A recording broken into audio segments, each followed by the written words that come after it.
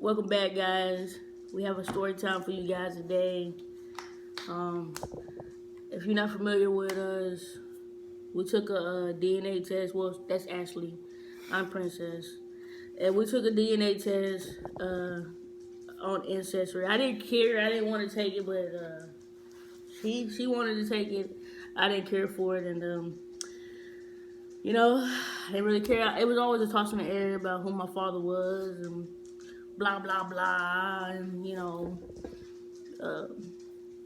So basically, I'll take over. I wanted to take the DNA test just to find out, like everything that we have in us because,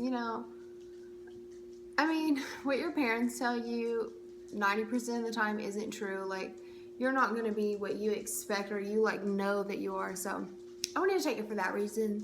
I watched a lot of YouTube videos and I was like, I really want to take this test. And I know that it links you to DNA matches, but honestly, I didn't think anything of it just because, that wasn't the purpose that I was looking for. And like she said, the thing with her dad, oh, I need some water. She'd always grew up and been told that a certain man was her dad, and this guy's name is Wayne. And so she always grew up, she thought that was her dad. He spent his entire life since she was maybe 2 years old in prison for murdering a man named Michael. And she knew Michael's son. She grew up with him a little bit. He hung out with her brother a lot, and they knew each other their entire childhood pretty much. Anyways, so we decided to take this DNA test, and in case you guys don't know, her childhood friend Dwayne, which is Michael's son, he is actually married to my first cousin that I grew up with, Savannah, and they have 2 kids together. Anyways, so small world, but anyways, and then also her grandfather, she was always told was this man named JL, who died in prison, who she had never met her real grandfather, that was her mom's real dad. And so she took the DNA test first, and she saw that she was matched with an auntie and an uncle, who she had never met before. never. And the uncle lived in Ohio, and the auntie lived in Cali. And so in the end, she found out who their father was, and their father, what was his name? I forgot his name. I did too, but anyways, we'll just call him Bob, because I forgot his name, honestly. But anyway, so she found out their dad, Bob, actually basically had a one-night stand with her grandmother. And mind you, I'm 27 years old. Yeah. And so when she asked her grandma, hey, do you know Bob? Because I don't know if he's related to me on my mom's side or my dad's side. And she confirmed the story, and she found out that, yeah, she really does have a grandfather. He is alive. He is in Ohio. She hasn't met him.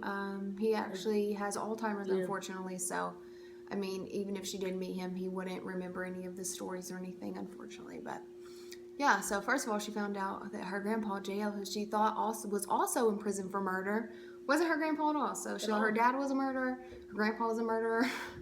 I'm set up to be a murderer. Yeah. Stop. So, yeah, her grandpa wasn't her grandpa. But that's not what gets crazy is, so Dwayne took a test, which is my cousin's husband, which is a friend she knew from her childhood. Which the dude that I thought was my dad murdered his father. Right. Dwayne took a test, and he popped up on her close family, and he actually popped up as sharing more DNA segments than her own half-brother, who had also taken the test through her mom. Yep. So we talked to everybody, and we discovered also through the DNA and looking at DNA charts and stuff, because they shared way too much DNA to be, a cousin. She shared more DNA with him than she did with her half-brother through their mom. And we actually discovered that Dwayne's dad is actually 90% chance her dad. And the man who she thought was her dad actually murdered her real dad. Which is literally like, that's a freaking Lifetime movie. Like, I spent my whole life thinking I didn't have a, well, I mean, man. And then my cousin's husband is like her half brother. But it's just like, it's so crazy.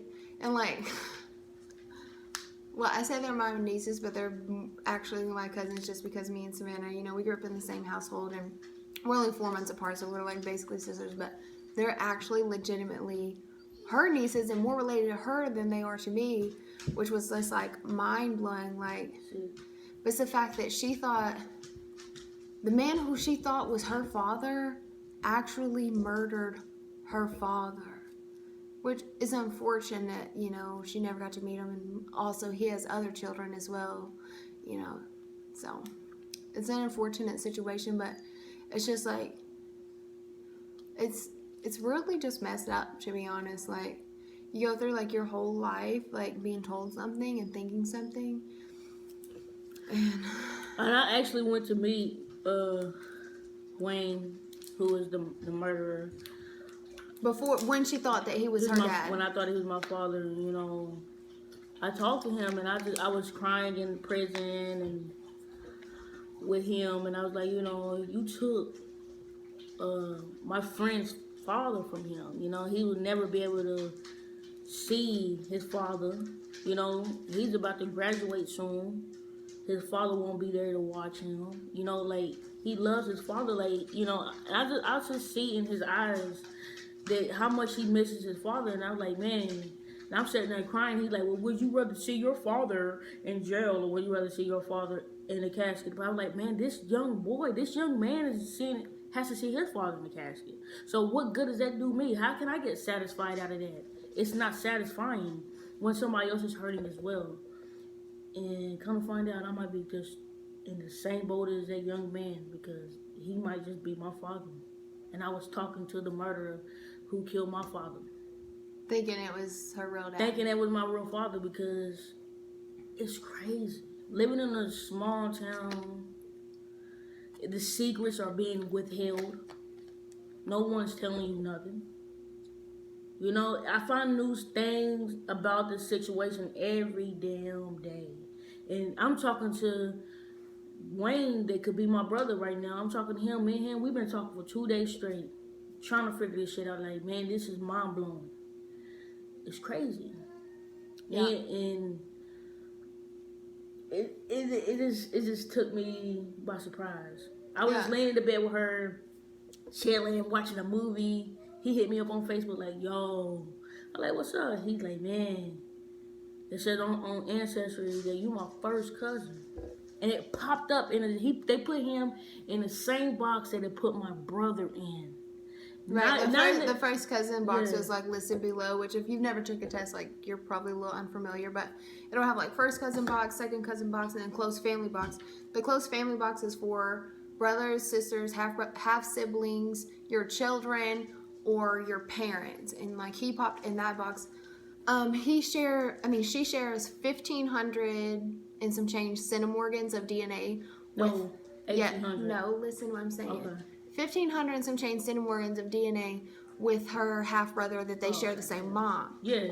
And then with him, with Dwayne, she ended up sharing over 1,800 centimorgans of DNA.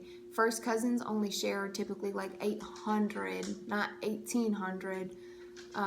So yeah, we looked it up, and he sent us this chart, and it is actually in the category for half siblings.